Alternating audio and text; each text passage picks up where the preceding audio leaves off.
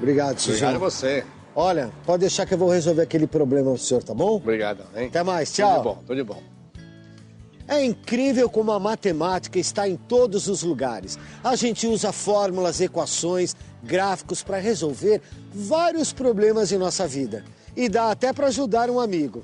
O seu João, o dono da banca, tem vários desses problemas que a matemática pode ajudar a resolver. E um deles ele acabou de me contar, que ele participa de uma sociedade de amigos lá no bairro onde ele mora e há 2 anos ele ajuda a organizar uma festa beneficente. No primeiro ano ele cobrou o ingresso a R$20 e foram 1.000 pessoas. No ano seguinte ele cobrou R$10 e foram 5.500 pessoas, mas o custo ficou bem alto. Porque de última hora, ele teve que contratar mais gente para ajudar na festa. Esse ano ele está preparando a 3ª festa e precisa arrecadar dinheiro o bastante para arrumar e cercar a quadra do clube da comunidade. E ele garante que o único fator que influencia a presença do público é o valor do ingresso. Quanto mais caro, menos gente vai. A gente sabe que o lucro é igual ao preço de um produto vezes o público, ou a quantidade de produtos vendida, menos o custo. E o seu João já me disse que fez uma estimativa de custo para a próxima festa. Vai gastar R$2.600. E para pagar as obras na quadra de esportes, ele precisa ter um lucro de R$30.000. Então, o que dá para fazer é uma previsão de quantas pessoas vão à festa de acordo com o preço do ingresso. Isso levando em consideração a variação proporcional de público de cada festa que o seu João já fez em função do valor da entrada. E a gente faz isso usando a regra de 3.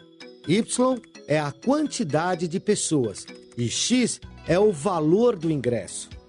Lembrando que na primeira festa foram 1.000 pessoas pagando R$20 e na segunda 5.500 pessoas que pagaram R$10 pelo ingresso. Depois é só calcular. Y menos 1.000 pessoas está para X menos R$20. Assim como 5.500 menos 1.000 pessoas está para R$10 menos R$20.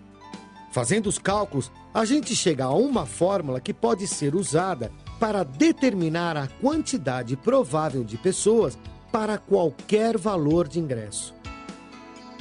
O próximo passo é pegar esse resultado e substituir os termos usando a fórmula de lucro. 30.000 de lucro é igual ao valor do ingresso vezes o público, que a gente substitui pela fórmula, menos o custo de R$2.600. E chegamos a uma equação do segundo grau. É ela que vai ajudar a descobrir que valor é capaz de fazer o seu João atingir a meta de lucro da festa. Mas você sabe o que é a equação do segundo grau? Antes de mais nada, ela é uma equação, ou seja, tem uma relação de igualdade que envolve uma variável. Sempre que o maior expoente da incógnita é 2, a gente está chamando de equação do segundo grau. X² igual a 9. Essa equação, o expoente da variável é 2. Por isso que ela chama a equação do segundo grau. Né? Então, x² igual a 9 é uma equação do segundo grau. X² menos 7 igual a 12 é uma equação do segundo grau. O formato geral de uma equação do segundo grau é uma expressão algébrica do tipo a vezes x² mais bx mais c igual a 0. Para ajudar a resolver a equação de segundo grau, é comum usar a fórmula resolutória. Essa fórmula ficou conhecida também como fórmula de Bhaskara, em homenagem a um famoso matemático hindu que viveu no século XII. Para resolver a situação do seu João, foi modelado com uma equação de segundo grau. Então, nesse nosso caso, o A vale menos 450, o B 10.000 e o C menos 32.600. Para resolver esta equação, a gente vai usar um modelo que é chamado de fórmula resolutora da equação de segundo grau, ou simplesmente fórmula de Bhaskara. Esta fórmula é para encontrar o valor da incógnita x, menos o b, que é 10.000, mais ou menos a raiz de b ao quadrado, que é 10.000 ao quadrado, menos 4, vezes o a, que é menos, entre parênteses, 450, vezes o C, que é menos 32.600. Tudo isto dividido por 2 vezes o A, que é 2 vezes menos 450. Resolvendo esta equação, a gente encontra um valor para x que vai ser de 18,25. Bom, então para o seu João atingir a meta de lucro para reformar a quadra de esporte, ele vai ter que cobrar aproximadamente R$ 18,25 o ingresso. Mas com esse preço ele vai criar um problema de troco para a comunidade. Então, é melhor ele arredondar para R$ 18, não é mesmo? É isso aí. Seu João, até amanhã, seu João. Tchau, Luiz. Mas agora o seu João enfrenta um outro problema. Só que dessa vez a questão está relacionada diretamente com o seu negócio. Ele precisa saber como obter o maior lucro com a venda de revistas. E para saber isso, ele precisa usar a função quadrática. Temos aqui 2 equações, vamos dizer assim, aparentemente parecidas. Só que uma é igual a 0, a outra é igual a y. A que é igual a 0 é chamada de equação do segundo grau. A que é igual a y é chamada de função do segundo grau, ou função quadrática, que é o nome correto. Por que uma equação e a outra é função? Porque aqui é a equação do segundo grau, você só tem um valor desconhecido, que é o x, né, chamado de incógnita. E na função você tem 2 valores desconhecidos, que um vai depender do outro. Para começar esse cálculo, a gente tem que levar em conta as experiências que o seu João já teve vendendo revistas em sua banca. Quando o senhor João vendeu 100 revistas, ele não teve nenhum lucro, só conseguiu cobrir os custos. Já quando vendeu 500 revistas, ele teve um lucro bom, R$4.000. E quando ele vendeu 700 revistas, apesar da venda maior, os custos também subiram muito e ele acabou não tendo nenhum lucro. Mas como a gente faz esse cálculo?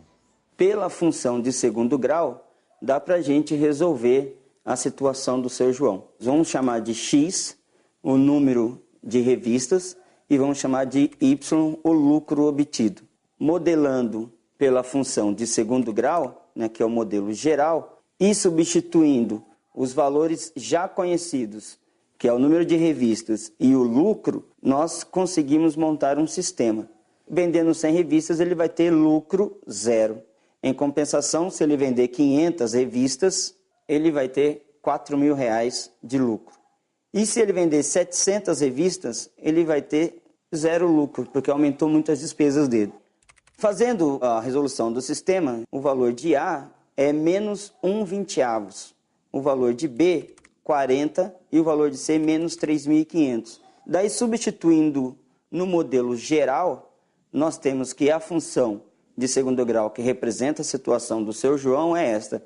Y é igual a menos 1/20x² mais 40x menos 3.500. Com a função de segundo grau determinada, o próximo passo é representar a situação em um gráfico. Utilizando os valores conhecidos já para x e y, a gente pode localizá-los num plano cartesiano. Para 100 revistas, o lucro 0. Para 500 revistas, o lucro que ele obteve foi de R$4.000. Se ele vender 700 revistas, volta a ter lucro 0. Temos agora 3 pontos, que eles vão fazer parte de um gráfico. Uma das propriedades mais importantes da função quadrática é a forma do seu gráfico. E ele é sempre representado por uma curva. Agora, você sabe por que isso é tão importante? Eu entrei na Escola Politécnica em 70 e 72, estagiário, e já como estagiário já tive que trabalhar com a parábola. Porque é uma curva muito fácil de trabalhar, é uma curva simples, né, é uma função quadrática, e ela se assemelha a diversas outras curvas que a natureza impõe a nós, que são de tratamento muito mais complexo matematicamente falando. A verdadeira parábola, ela se aparece quando você tem uma carga constante atuando em cima de um cabo. A ponte estaiada, ela tinha uma curva em planta que era um círculo. Mas um círculo é uma curva fácil de trabalhar. Então nós deixamos em planta um tabuleiro cruzar com o outro em forma de curva. Quando chegou na curva vertical, não. Aí o círculo não é bom. O bom é a parábola. O cara não sente aquele vazio na barriga, então ele passa na ponte, ele parece que está andando no chão e vai...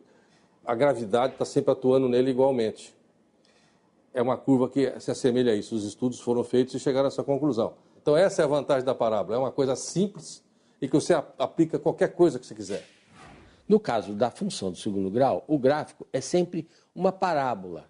Tá? Uma parábola que tem dois braços que se estendem infinitamente, né? A parábola ela é simétrica em relação a um determinado eixo e ela pode ou não cruzar o eixo das abscissas, o eixo do x. Onde ela cruza o eixo do x, aqueles numerozinhos lá são as raízes da equação.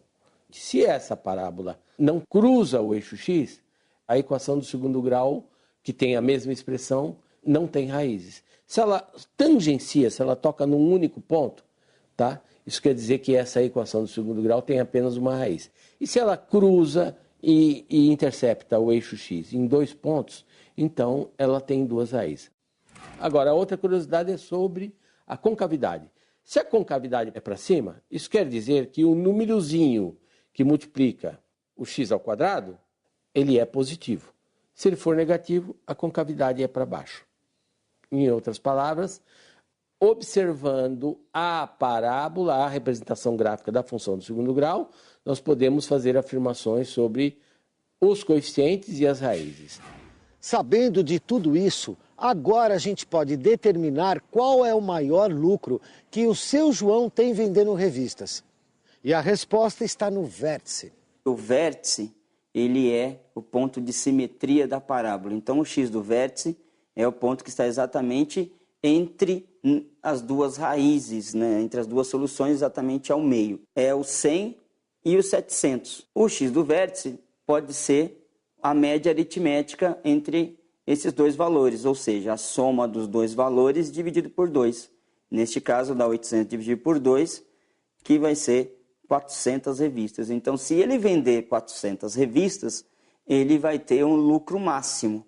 Substituindo o valor de x aqui, temos um lucro de 4.500. A utilização da média aritmética para o cálculo dos vértices da função quadrática só é possível se existirem as raízes. Caso contrário, se as raízes não existirem, não há possibilidade de calcular o vértice por meio da média aritmética. Existem outras estratégias para isso. Isso quer dizer que para ter o maior lucro possível, que é de R$ 4.500, o seu João precisa vender 400 revistas. Bom, tá na hora do meu almoço, eu tenho que ir e no caminho eu deixo esses cálculos aqui pro seu João lá da banca. Pessoal, até a próxima. Valeu!